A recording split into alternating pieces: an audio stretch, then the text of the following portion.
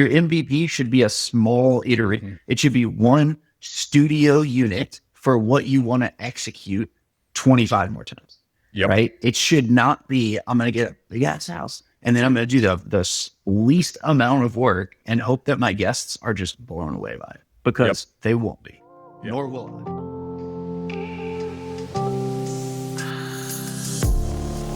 Alrighty, welcome back to another edition of the Hideaways Show Behind the Curtain. Mike, my main man, how's it going today?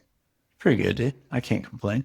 Yeah, cool. Well, we've talked quite a bit today because we had our lovely quarterly meeting today. So I'm gonna do us a favor. I'm gonna cut the small talk. We're gonna dive right into our topic today because we have a lot to cover today. Straight in, dude. I love it. That's how I like to do it. Dude, let's rip the Band-Aid off and let's roll, right? Mm-hmm. Cool. So today, this is something that came up earlier last week, and I really wanted to talk about it on today's pod. And it's this concept of concept versus execution. It's a lot of investors have the idea of the concept, but it stops there, right? The concept is great, but without proper execution or actually getting to the point of execution, it's either going to flop or it'll never happen because it's this great idea that it just never came to fruition. I think a lot of people get to that point. Yep. So, and with that, unique ideas, unique projects always feel exciting. And everyone wants to produce the next great thing, right? Everyone wants to be the next Live Oak Lake. Everyone wants to be the next Bolt Farm Treehouse. And they have these grand ideas. And I call this conceptual seduction. People get seduced, right? Yeah, they get seduced. They get seduced into the concept of, having a uniquely themed cabin, right? It's some cool theme. It's like, oh, we can add this in. We're going to add, whatever that theme may be, right? They want to go all out, or they want to do a massive outdoor landscape or amenity overhaul, or they want to take a train car and turn it into a short-term rental, right? And they get everything laid out, right? And then it stops because of it. Right. Well, it flops, but then they get to the point of like, well, shoot, this thing's going to take like 12 months. It's going to cost $200,000.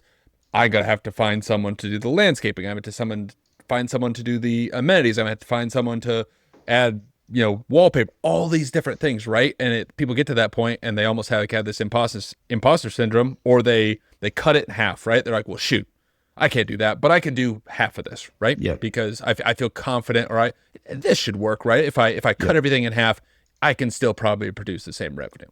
And I think a lot of people fall victim to that, where they get stuck in this conceptual phase. Well, in my opinion, they get fearful. I've thought so many people, a concept is huge, yada. And then it's like, oh, well, it's going to be like, $8,000. Mm-hmm. I'm like, yeah, you're going to make that back in like 3 months. Yes. You might make that back in like 4 reservations. Like, what are you nervous about? Like, I get it, but at the same time, it's like showing you the numbers. Yeah, I think it's a big step, and if you can get to the past that point of actually like executing, you're further along than most investors, right? I think a lot of people just get to that point, and I was that way with our place in Texas. It was a little bit different, but it was like I was like, I'm not going to spend $10,000 on a hot tub, like that's insane. Yep. Like I'm it's not going to make the money. And like looking back on it, if I wanted that property to work, I should have just went wild, done it. But I was naive. I didn't know how I was going to do it. All the fears start happening, right? Well, I'm going to have to close down the cabin. It's going to take this long to get the hot tub in. It's going to cost this much. Who's going to actually install that? It's so silly, but that was one of my fears, is who's going to install the hot tub? It's like, I don't know, call enough people, someone will figure out how to do it. Figure it out. Right. Yeah. But at that time, that's really what happened for me. And I think a lot of people, the concept is great, but if you don't get past the concept, it will forever be that great idea that you never moved forward with, right? You never realize the potential. You know what I think too, though, is like it's self-fulfilling, right? Like you're so scared of it that you almost just lean that direction. Mm-hmm. And it's like, oh, you know what? Like, I'm not going to do this because I'm nervous that if I spend that much money, I'm not going to get it back. So I'm going to do it halfway. But then when you do it halfway, what happens is it doesn't fulfill itself. Mm-hmm. And it's like, well, yeah, I didn't do it because you didn't finish what you were supposed to do. Right. It's very much, it kind of is, but like this concept, like you get what you paid for, right? Like if you're gonna do half of what you had originally planned, you should still expect the full, revenue increase that you were expecting by going 100% on what you had laid out from a conceptual standpoint, right? Totally. And so, I mean, if you're fortunate, like I said, if you're fortunate enough to get past the conceptual seduction and get past that phase, that's the next phase is really where like the action happens, right? Rubber meets the road, whatever phrase you want to come up with. It's the point of execution, right? You were brave enough and you were resourceful enough to find the money to figure out how long it's going to take and find the resources to implement it, right? But now you're to the execution phase where you have to actually deliver on this product, right? And again, this is another, I don't know if you call it a pitfall or a hole that investors can fall into. If you don't execute properly in multiple areas, you run the risk again of that conceptual concept. It just never comes. It just never comes to fruition. It totally flops. You made, I don't know what percentage return on that project, and then you start to have this doubt in your mind of, well, shoot, it's Airbnbs are dead, or it's not going to work. I can't do it again because it's just not going to work. And it worked the first time. Why would it work the second time? Without realizing that they, let's look at the first bucket, design execution, right? If you have a property that you're trying to lay out and build out this amazing design, but you just kind of half-ass it, or you do the design yourself, right? You go to, I don't know what all the stores are, right? You go and get all the furniture. You get stuff from like Target. You go to At Home. You kind of piece it all together, and you're like, well, I saved like $20,000 on the design. It's like, yeah, but it very much looks like a non-professional designer designed that cabin. And you're going to be extremely disappointed. You just want to look at them and be like, I can tell. Right. I know. Right. So, I mean, delivering on whether it be design, whether it be on amenities, the execution piece is huge. And a lot of people, they'll promote their property through their listing description, their title. And let's say, for example, it's like a notebook themed cabin, right? And you get there and it's like, cool, you grabbed like 4 notebooks from Walmart and put it in here. And you have a wallpaper wall with, I don't know, the notebook on it, right? And that's it, right? Sure, it's a notebook themed cabin, but it's just misses the mark, right? It's not delivered on.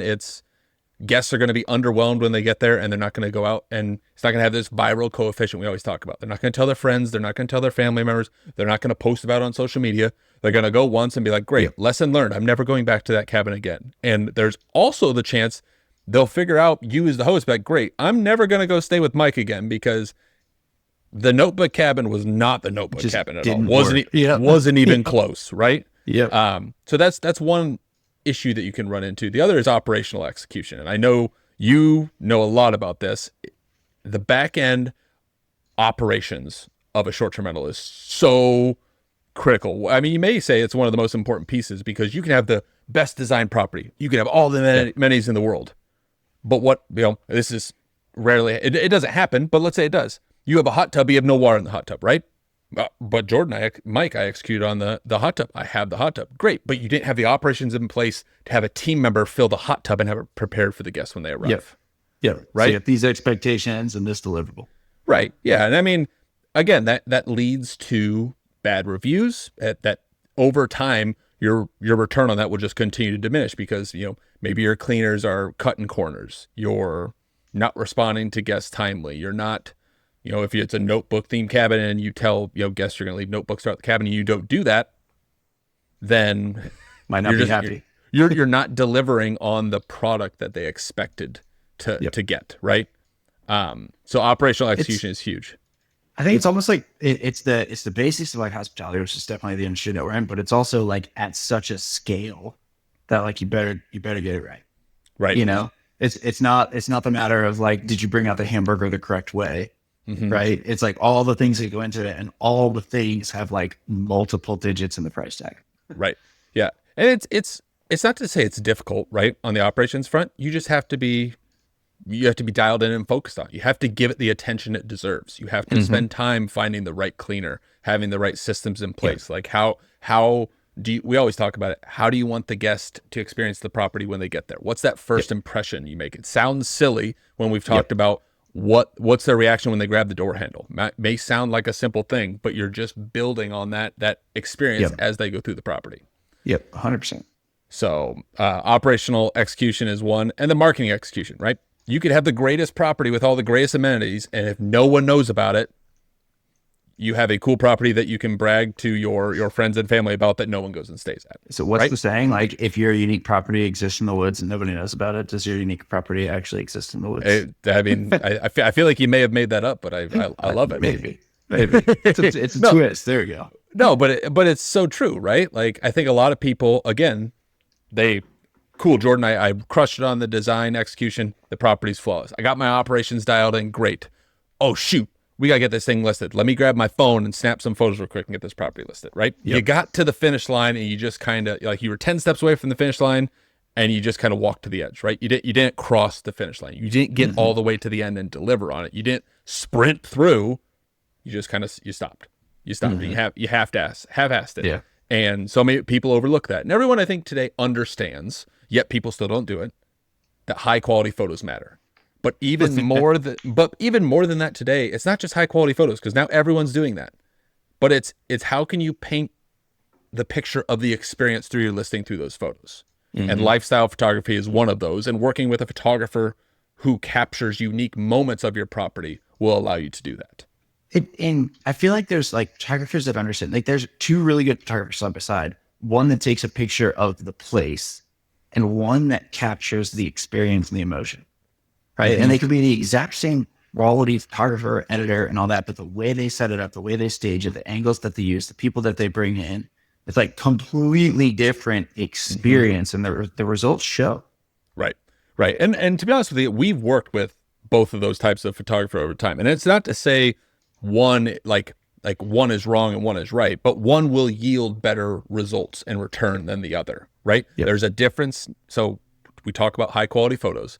I even say there's a difference between real estate photography, like if you're, doing resale, you're selling a new build or you're selling your home, versus STR photography. That is drastically different. Now, I think a lot of people are like, cool, well, this guy shoots, residential real estate photos in Lexington. Great. I'll have him come out and I'll have him shoot my Airbnb because he's only $250, right? I'm saving money. Yeah. Versus I don't want to go with a guy that cost $1,500, $2,000. Like, that's a lot for photos. It's like, but what if you got more conversions out of that, right? Yeah. Which you would, you definitely would. So the marketing execution is key, from high quality photos, lifestyle content, and we always talk about it, social media promotion. I think it's continuing. It's starting to gain traction. I think there's even some people that are realizing there's a shift within the social media marketing piece of, it's not just cool, high quality video panning shots of the property, which still does work. But there's this new trend that's happening where people are coming in and doing this like storytelling concept of the project, the build, the property itself, that I think is keeping people more engaged on that content and gives them a better chance of, like, if they keep engaged on the video, what are they going to do? Well, I would click, what's the Hideaways, right? Let me click on the Hideaways, and they go, ooh, they got other cool properties. I like that video. And then they go up and they go to your bio. They click your link, and now you have them on your website. They're captured. Yeah. Right. Exactly. And there's, I don't even know what the number is for social media. It's like millions or even billions of people across Facebook, Instagram, and TikTok. Like, I know some people are like, I'm going to keep letting Airbnb do the work. But like, as we can see, Airbnb is adapting and adjusting, and they're even shifting those fees that everyone said eventually they would shift those to the host, starting to make that shift. It's happening. Yep. Right, exactly. So now they got to get theirs, that's for sure. Exactly. So which I can't, blame them for it, but it was one of those, like, if you weren't prepared for it, now you're probably one of those people scrambling, like, what am I going to do? So I think if you could do social media promotion the right way, you have a grand opportunity to maximize ROI. They're even leaning into that. Like, I've seen some things recently from Airbnb that are like leaning into the Instagram algorithm and showing people how to do that. And I think part of it is because it's easier for Airbnb to grow Airbnb's portfolio of all their properties, or millions they have now, if people are constantly sharing them on social, right? It kind of takes out I don't know what their stance was before. Like, I've heard a couple of people say, like, Instagram is going to be the future of OTA shopping. And to be honest, I agree with that. I think it's easier to find places. You see more of them. They allow videos, those kind of things. And I was thinking originally that Airbnb was going to like pull back and kind of like fight against that. And now they're not. They're really leaning into it. And with them leaning into it, I think it opens up a lot of opportunity, especially for what we're doing. Yeah. So. I'm curious on your take on this. I don't know if they'll do it But I know Verbo allows videos. I'm actually surprised Airbnb hasn't allowed like video on their They platform. have to soon. I mean, there's no way they don't do it too. It's such like just basic of the internet nowadays and mobile first delivery on everything. Like they have to do it soon. Well, when I think about it, from if you put Airbnb and social media side by side, you can still capture a property well through photography.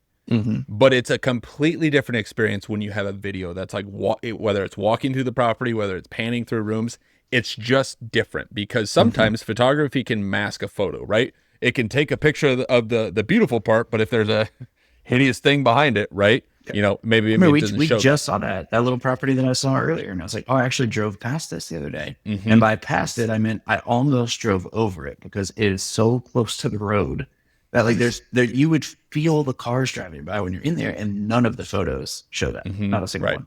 Right. And from a host perspective, you wish and you expect that people would take that into consideration. Some people don't, and they still have this internal bias of like, oh, well, it'll still do well. Like no one's going to care about the road there. And unfortunately, people will care that it's right on top of the road. And you know, that they didn't realize that in the listing because the photos were all taken from the road looking at the property. Right.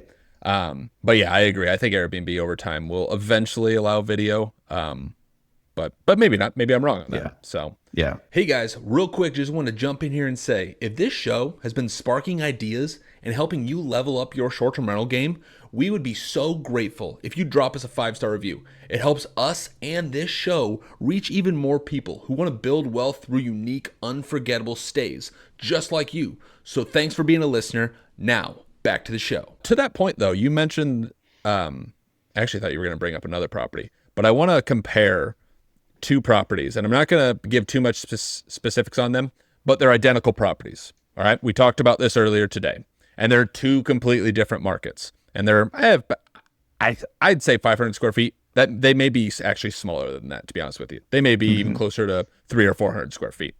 And it's the structure itself has a unique component to it. One of those properties in one of the markets, high-end design, amenities, lifestyle photography, amazing landscaping. Everything's intentional, right? There's a walkway from the back door that wraps around the cabin that goes to a fire pit area and a hot tub. It's amazing. Plus the property's unique. It's in nature. Grand slam. They're crushing it. The other one, same exact cabin, same exact structure and look to it, but they just missed the mark. They have, the design looks like I would have designed it, right? I'm not a designer. That's why we work with the professionals. The design, they missed the mark on. It has zero landscaping. The best landscaping it has is the tree that fell down behind the house, right? With a muddy creek near it. Has a hot tub, but nothing more than that. The photos they're good, right? They're real estate photos, but they're not. They don't have really lifestyle. Not bad.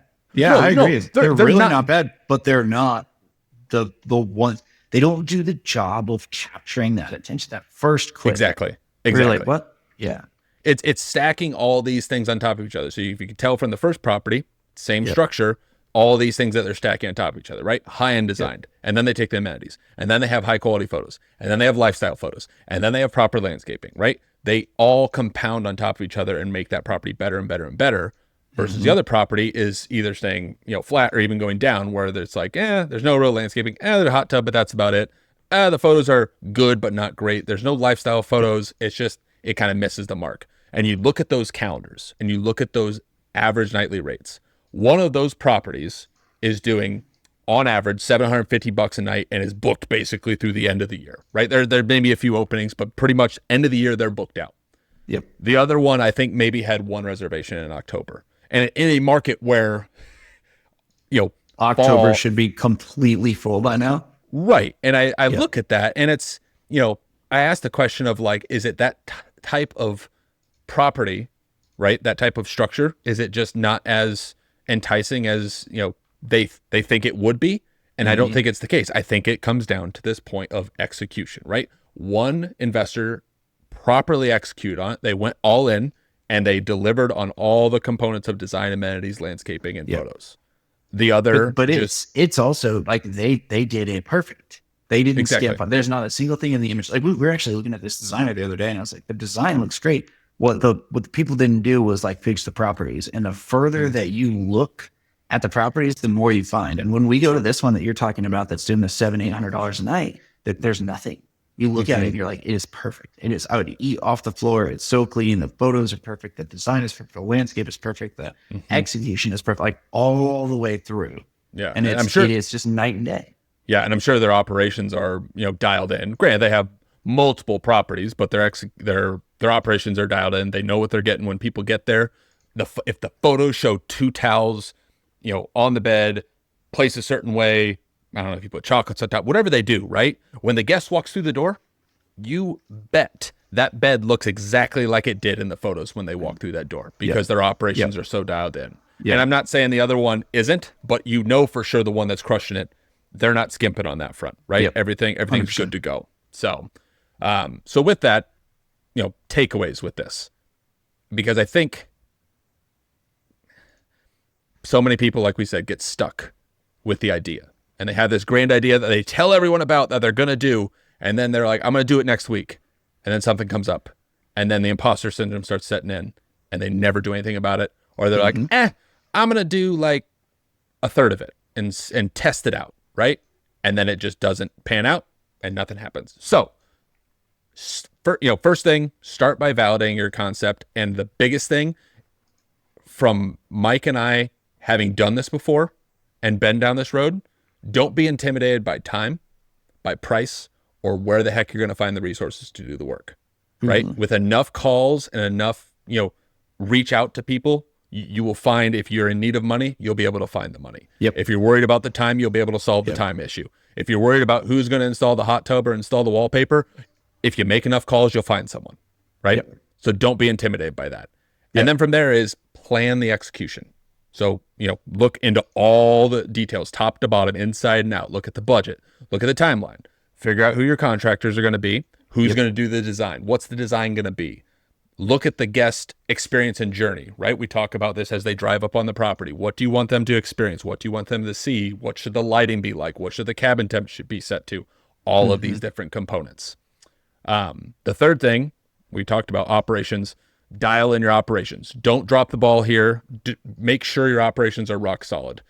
They're not going to be, there's going to be a hiccup here and there. Not every host, and even the best of the best properties, I'm sure, have their issues and they have their challenges.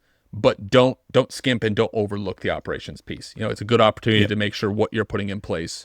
It's more disappointing to like get it executed if you market it correctly and you execute on the delivery perfectly, and then you set up the operations in a lackluster manner that doesn't deliver what the guest needs. You're still going to get the same bad review, right? And it's like, it's even more disappointing because you've done all that work, you spent all that money, and then you forgot the one thing. It's like it is like the chain in the weakest link, right? It really is like all has to be tight and dialed in.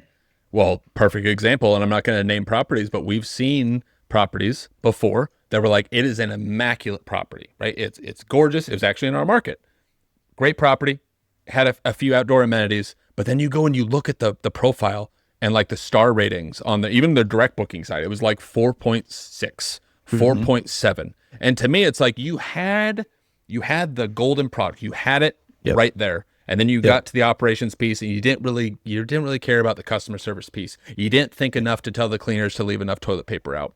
The operations flopped, and it shows in the reviews, which then what's over time, people today and age are reading and looking through those reviews, and they're going to look through it and be like, oh yeah, the cabin was great, but the host didn't put any toilet paper out, or he was rude, or he was like all these things, right?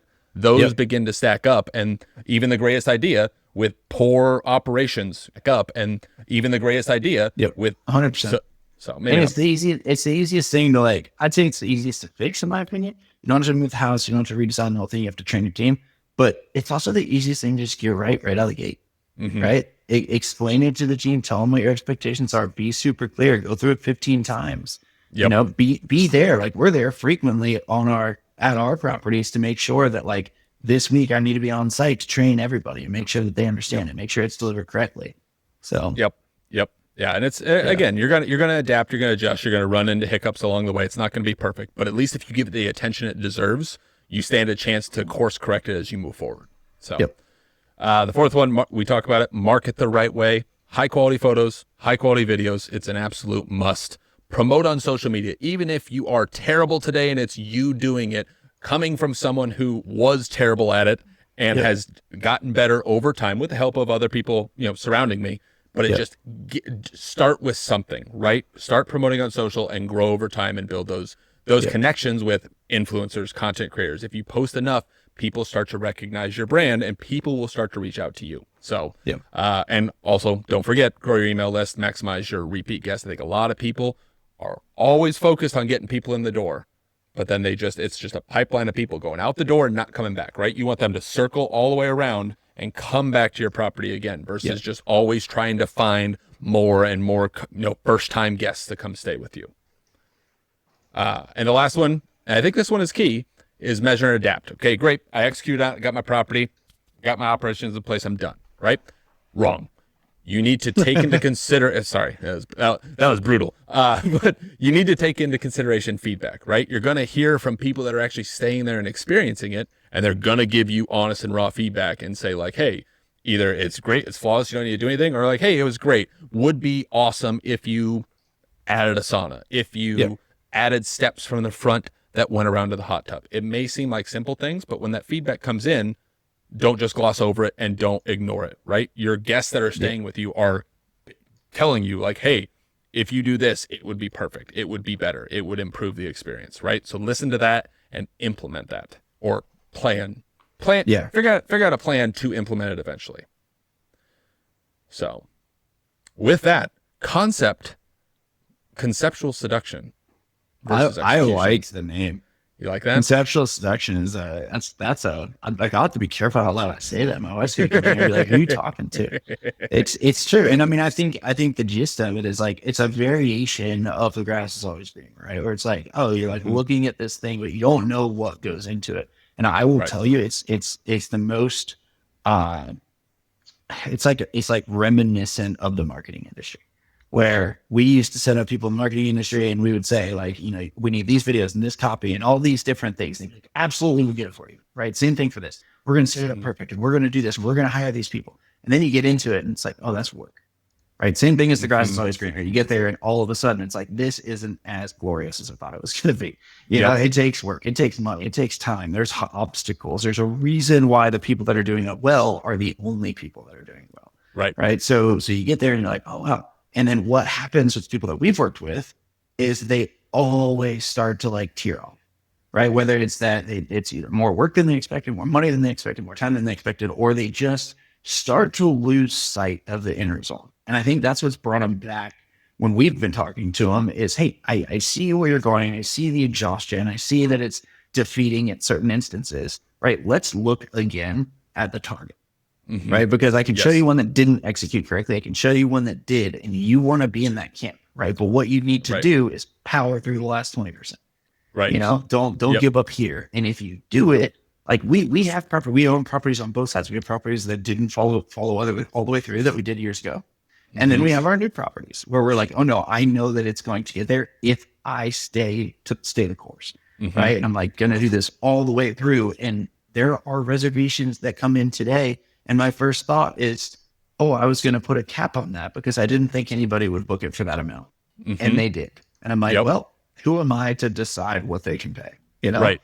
Exactly. But, and what's funny is this concept of you have a property that you kind of, I kind of dipped the toe in, right? I didn't do all the things I probably should have. I didn't go all out on it versus the property that I went all out on. I spent more time. I spent more money than I wanted to. You know what normally ends up happening at the end of the day? The one that you spent all the time on and all the money on, you don't even worry about, right? Yeah, you give it attention, but you're not laying in bed at night and be like, gosh, someone really needs to book that place, right? You're just pleasantly surprised because the reservations are coming in, the reviews are coming in, you're getting top dollar reservations. And a lot of times, unless there's, it powers out or something, obviously they'd message it, but most of those guests, we've had multiple stays where guests have, they don't even message us, right? We send them all the messages and they don't even say anything back, right? They just go into the cabin, they stay, they leave a 5-star review, they pay it, and they're done, right? There's times I've bumped into people on, in messages, or they've come back and emailed us and just been like, oh my gosh, great stay, whatever. and they've complimented us. And I go back and I look at their thread and I'm like, I don't even remember this guest being there. Yeah, they just came away exactly like you said. Right. Versus you got the property that you didn't spend as much time on, you didn't spend as much money on, the reservation amounts are lower. What starts to happen, right? You get guests complaining, you get guests asking for discounts, you get the guest, which there's nothing wrong with it, but you get the guests that tell you when they got there. Then they ask where the towels are, and then they ask if they can have more toilet paper, and if they could have more of this and the more of this, and it just compounds, right? And it consumes all your time. And you're fixing things because maybe you should have fixed something up front, but you're like, we'll get to it next year, right? It compounds and it consumes more of your time, right? It may have taken more time up front with the other one, but you're going to be not necessarily kicking your feet up and relaxing, but you're not going to be pulling your hair out as much as the other one that you just kind of cut some corners and you're like, I just got to get it live, right? I just got to get it out there. This concept of let it make money and then add things in. I almost think that concept, it works.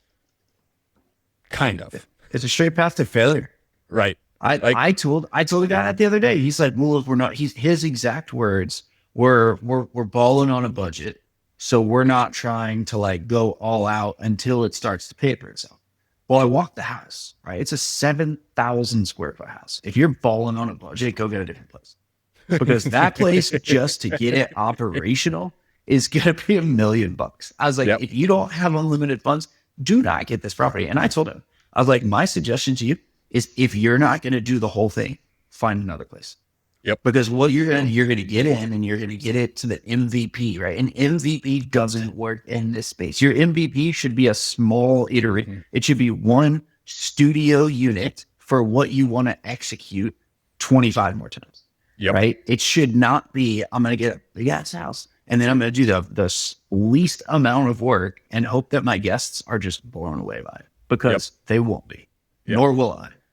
Exactly. Well, and you know what? The MVP strategy, that worked 7 or 8 years ago, right? When everyone and their dog could rent out an Airbnb and people were just printing money left and right? It no longer works. You're seeing all the big name people talking about outdoor spaces, backyards, amenities, pools, design, right? Those things are what, bring people to the top, versus the people who have almost this like internal bias of like, well, it's my property. It's great. It's going to rent. Someone's going to book it. Someone wants it, right? And the industry is shifting to where it's like, great, but are they going to go stay at your place that looks just like their house and has a hot tub on the deck? Or are they going to go stay at the place that has a cool design, has a dedicated kids area? It's got a putt course outside. It's got trikes. It's got a hot tub. It's got a sauna. It's got a cowboy pool. It's got all these things, right? It's shifting. We used to actually talk about this where like we were building cabins before for like this like 30-year-old influencer, 27-year-old influencer that would come out and like want to be seen at the property. And what I think it's shifting to now is we're building cabins because everyone wants to be seen at the property, right? They're like, this is the coolest place. I want that. I want to experience that. And I want people to see me there, right? So they're going to take their photo, take their selfie, post it on Instagram, and do all our marketing for us, which is fantastic. Right. There's still a market for people who just want a cabin to stay at, but just realize you're not going to get you're not going to be hitting the returns and revenue that you're wanting. You can follow that model, great, but if you're expecting to follow that model and be a top 10%, top 5% property in your market, I hate to break it to you. My like suggestion for those people is just take all of your profit, whatever it is that you get, and pay off your mortgage. Because if you have a high mortgage, high interest rate, and a property that is below the 50% and the bottom 50%, then you've got a lifespan that might not outlast your 25-year commercial mortgage, right? And that's a risk I personally wouldn't want to take, right? I'm either going to keep it up and make sure I'm like 10, 15% of that market or better, right? Give me in the 1 to 2%. That's where I want to exist, because you demand your price at that point. Right. And then what you've got is you've got a business, you can sell it, you can do all these different things that you want to, but you really do control the market. Whereas the people that just have a boring house in the suburbs, right? Again, it's going to work for a while, but if you've got 2 or 3 of those and you got 2 or 3 mortgages on that, you have a lifespan on your property that might not outlast the mortgage. Yeah, that's a very valid point. And at the end of the day with this, I'll say this coming from you and I who have, maybe more so me, because you're definitely initially more of like a go-getter on stuff. I'm sometimes a little bit more cautious, but don't be afraid to go for it, right? Surround yourself with people who are gonna like tell you like, hey, go for it. It's a good idea to go bold. tell you like, hey, you can be surrounded by people, and I was surrounded by, but I'll always remember this question. First setting up our first property. Jordan, why are you offering coffee to people? It's a rental. That to me stuck in my mind. I'm like, some people just, they don't see what it actually takes to stand out, right? So be bold. And I guarantee if you're talking to any of the big name people or anyone who has, taken the leap and done something bold with crazy amenities, crazy outdoor design, whatever it may be, I guarantee you talk to them and they'll say, I wish I would have done it sooner. Yeah. I 99% guarantee someone they're going to say that's us. Yeah, that's us. So, and we could say this because all of these mistakes that we're talking about, we've made them. Yep. Every single one. There's not a single one that we talked about today that we have not lived the misery of at some point. Right. But it's adapt and continue to grow and get better, and don't, you have to grow with the industry and grow with the market, right? Otherwise you're going to you're going to see your numbers slowly over time either stay the same or even slowly start to decline. So don't be afraid, execute on it, and don't get seduced by conceptual seduction. Yeah.